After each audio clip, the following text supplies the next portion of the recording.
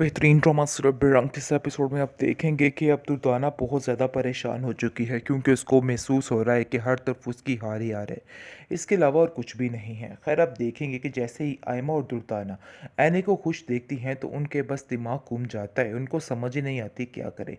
अब तो आयमा ने खैर नया टशन पकड़ा हुआ है, आए दिन कोई ना कोई नई सियासत चलाना शुरू हो जाती है और जहाँ पर भी ऐनी और इरफान ने जाना होता है उनके अंदर घुस जाती है और वहाँ पर चली जाती है। लेकिन ये बात बिल्कुल भी ऐनी को बर्दाश्त नहीं हो रही और वो कहती है कि आखिर ये क्या तमाशा लगाया हुआ है तुम्हें, मुझे तो कुछ समझ नहीं आ रही है। देखो अपने आप में रहा करो और इस तरह के तमाशे छोड़ दो। इन सब चीज़ों से कोई भी फ़ायदा नहीं आने वाला और ना ही तुम्हें कुछ मिलने वाला है। जिस पर वो कहती है कि तुम्हें अब मैं बताऊंगी कि क्या करना है। खैर तुमने भी अपने तरीके कर लिए और मैं अपने तरीके करूंगी।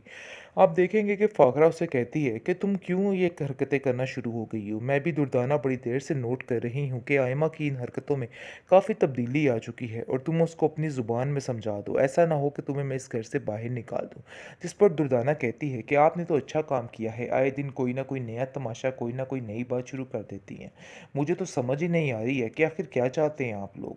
हर चीज़ पे इमल का हक, हर चीज़ पे ऐनी का हक। मेरी बेटी का तो नामो निशान ही इस घर से निकल गया है। मुझे तो समझ ही नहीं आ रही कि आखिर आप लोग उसके साथ क्या करोगे। लेकिन आप देखेंगे कि वो कहती है कि मैं तुम्हें ये नहीं कह रही हूँ कि उसका हक ख़त्म हो गया, लेकिन असल बात ये है कि उसको बोलो कि अपने ये हरकतों पर काबू रखे, क्योंकि मुझे उसकी ये हरकतें बिल्कुल भी पसंद नहीं और नाकाबिले बर्दाश्त होती जा रही है मेरे लिए। मैं तुम्हें बस इतना कहना चाहती हूँ कि उसके दिमाग को दुरुस्त करो, और लेकिन तुम्हें समझ ही नहीं आ रही है। असल में ये औरत ही उसको ख़राब करने वाली है और यही हरकतें करने पर उसको मजबूर कर रही है और कह रही है कि तुम्हें कुछ भी करके हर चीज़ को फिर दोबारा से हासिल करना है। और इसका तरीका उसको सिर्फ़ और सिर्फ एक ही नज़र आ रहा है, जिसके पीछे वो हाथ धो के पड़ चुकी है। लेकिन इस चीज़ का अंदाज़ा आप सबको हो रहा है कि वो आखिर क्या करना चाह रही है और क्या नहीं करना चाह रही। भी सफाई या कोई भी बात करने की ज़रूरत नहीं है। जो जिस काबिल है मैं बड़े अच्छे तरीके से जानती हूँ। तुम्हारी भी सिवाय चालाकियाँ करने के और कुछ भी नहीं कर सकती है। ये बात तुम भी बड़े अच्छे तरीके से जानती हो। इसलिए ये सारी बातें करनी बिल्कुल बेफजूल है। मुझे पता है कि कौन किस काबिल है और कौन किस काबिल है। पता नहीं तुम किन बातों को लेके बैठ चुकी हो, क्यों तुम्हारे दिमाग में ये कन्नास बढ़ चुका है। अपने दिमाग से ये फजूलियात निकालो और अपनी बेटी की तरबियत पर ध्यान दो। यानी कि जिस तरीके से तुमने अपनी बेटी की तरबियत की है, यकीन मानो देख के रोना आता है। किस कदर तंग आ चुका था शहरयार, बेचारा माफ़ियाँ तलाफ़ियाँ कर रहा था कि किस बदजुबान लड़की को पल्ले मेरे बांध दिया है। अरे इसकी तरबियत करो। मैं तो इसकी खाला हूँ जिसकी वजह से कुछ नहीं बोल रही और बर्दाश्त करती जा रही हूँ। लेकिन कल कला किसी और के घर जाएगी तो ज़िल्लत भरी ज़िंदगी तुम्हें भी देगी और ख़ुद भी लेगी। इसलिए ये बेहतर यही है कि इसके दिमाग को दुरुस्त करो और इसके दिमाग का ख्याल रखो, क्योंकि मुझे नहीं लगता कि ये लड़की ज़्यादा चल बस सकेगी। मैं तो खुद तंग आ चुकी हूँ इस लड़की की इन बिन से। ये लड़की आए दिन कोई ना कोई नया तमाशा करके घर में करके फसाद डलवा देती है। और वैसे भी मुझे अफ़ान ने हर बात इसके बारे में बता दी है कि इसके अगले जो मामलात हैं वो कौन से हैं और ये लड़की क्या करना चाहती है। भाई देखो, इन कामों में उसको बोलो पीछे ही रहे और मैं कतई माफ़ नहीं करूँगी।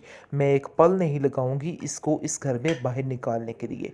अपनी बेटी को बोलो कि अपना दिमाग दुरुस्त कर ले, क्योंकि मुझे नहीं लगता कि इसका दिमाग ठीक तरीके से चल रहा है। जिस पर दुर्दाना उस पर पर्दा डालती है और कहती है कि नहीं नहीं, बस वो शहरयार की टेंशन की वजह से ये सब कुछ कह रही है। अभी ताज़ी ताज़ी तो बात है।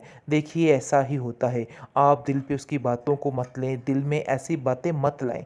ऐसा कुछ भी नहीं है। मैं उसको समझाऊंगी और मुझे यकीन है कि वो बिल्कुल ठीक हो जाएगी। बेहतरीन ड्रामा सीरियल बरंग के इस एपिसोड में आप देखेंगे कि जी खबर हो चुकी है दुर्दाना बेगम को कि एमल जो है ऑफिस ज्वाइन करने वाली है। बस इस चीज़ का तड़का उसको इतने बुरे तरीके से लग चुका है कि उसको कुछ समझ ही नहीं आ पा रही कि आखिर वो क्या करे। बस वो पागल हो जाती है और जाकर अपनी बेटी को कहती है कि तुमने सुना कि इन दोनों बहनों ने मिलकर क्या साजिश की है। ये सारी साजिश इस एनी की है, जिसने अपनी बहन को सेट करने के लिए ये सब कुछ किया है। लेकिन मैं इस औरत को कतई माफ़ नहीं करूँगी। मैं बाजी से कह के रहूँगी, अगर एमल ऑफिस ज्वाइन कर सकती है तो आयमा क्यों नहीं। आखिर ऐसा क्या मसला है। जिस पर एनी कहती है हमें इस चीज़ के बारे में कुछ इल्म नहीं और हमने कुछ भी नहीं किया है। अपने दिल से ये बातें निकाल दें। जो किया है आपकी बहन का अपना मामला है। उन्होंने अपनी मर्ज़ी के मुताबिक ये सब कुछ किया और वैसे भी एमल ने अभी इस चीज़ का फ़ैसला नहीं किया और ना ही वो इस बात के लिए राज़ी थी। आप बिला वजह पहले ही टेंशन लेके बैठ रहे हैं। पता नहीं वो क्या करती है और क्या नहीं करती। लेकिन आप लोगों के दिमाग में जो खन्नास पड़ा है, मुझे तो उसकी समझ नहीं आ रही। पता नहीं क्यों एमल के पीछे हाथ धो के पड़ चुके हैं आप लोग। आगे से वो कहती है कि एमल कल तक तुम्हारी भी दुश्मन थी। शायद ये तुम चीज़ भूल रही हो और अभी भी उसके दिल में तुम्हारे लिए कोई एहसास, कोई प्यार नहीं है। जिस पर वो कहती है कि मैं इन बातों से अब दूर ही रहना चाहती हूँ। लेकिन फ़ाखरा से जैसे ही इस बारे में बात होती है, दुर्दाना साफ-साफ कहती है, "अरे बाजी, ये आपने क्या काम किया? मेरी बच्ची को तो आपने बिल्कुल साइड पे करके रख दिया और दूसरी जो कि गैर हैं, उनको आप आगे कर रही हैं। अगर आपने ऑफ़िस जॉइन करवाना था, आप मेरी आइमा को करवाती, लेकिन आपने पता नहीं क्यों उस एमल को चुना। हर चीज़ के लिए इन दोनों बहनों के आगे किए जा रही हैं। मुझे तो कुछ समझ नहीं आ रही कि आप आखिर क्या करना चाहती हैं? क्या दिल है आपका?" जिस पर फ़ाखरा कहती है, "देखो भई, मुझे तुम ये ताने-तिश्ने बंद करो पहले तो, और कोई भी सफाई या कोई भी बात करने की ज़रूरत नहीं है। जो जिस काबिल है मैं बड़े अच्छे तरीके से जानती हूँ। तुम्हारी भी सिवाय चालाकियाँ करने के और कुछ भी नहीं कर सकती है। ये बात तुम भी बड़े अच्छे तरीके से जानती हो। इसलिए ये सारी बातें करनी बिल्कुल बेफजूल है। मुझे पता है कि कौन किस काबिल है और कौन किस काबिल है। पता नहीं तुम किन बातों को लेके बैठ चुकी हो, क्यों तुम्हारे दिमाग में ये कन्नास बढ़ चुका है। अपने दिमाग से ये फजूलियात निकालो और अपनी बेटी की तरबियत पर ध्यान दो। यानी कि जिस तरीके से तुमने अपनी बेटी की तरबियत की है, यकीन मानो देख के रोना आता है। किस कदर तंग आ चुका था शहरयार, बेचारा माफ़ियाँ तलाफ़ियाँ कर रहा था कि किस बदज़ुबान लड़की को पल्ले मेरे बांध दिया है। अरे इसकी तरबियत करो, मैं तो इसकी खाला हूँ जिसकी वजह से कुछ नहीं बोल रही और बर्दाश्त करती जा रही हूँ। लेकिन कल कला किसी और के घर जाएगी तो ज़िल्लत भरी ज़िंदगी तुम्हें भी देगी और ख़ुद भी लेगी। इसलिए ये बेहतर यही है कि इसके दिमाग को दुरुस्त करो और इसके दिमाग का ख्याल रखो, क्योंकि मुझे नहीं लगता कि ये लड़की ज़्यादा चल बस सकेगी। मैं तो खुद तंग आ चुकी हूँ इस लड़की की इन बिन से। ये लड़की आए दिन कोई ना कोई नया तमाशा करके घर में करके फसाद डलवा देती है और वैसे भी मुझे अफ़ान ने हर बात इसके बारे में बता दी है कि इसके अगले जो मामलात हैं वो कौन से हैं और ये लड़की क्या करना चाहती है। भाई देखो, इन कामों में उसको बोलो पीछे ही रहे और मैं कतई माफ़ नहीं करूँगी। मैं एक पल नहीं लगाऊंगी इसको इस घर में बाहर निकालने के लिए।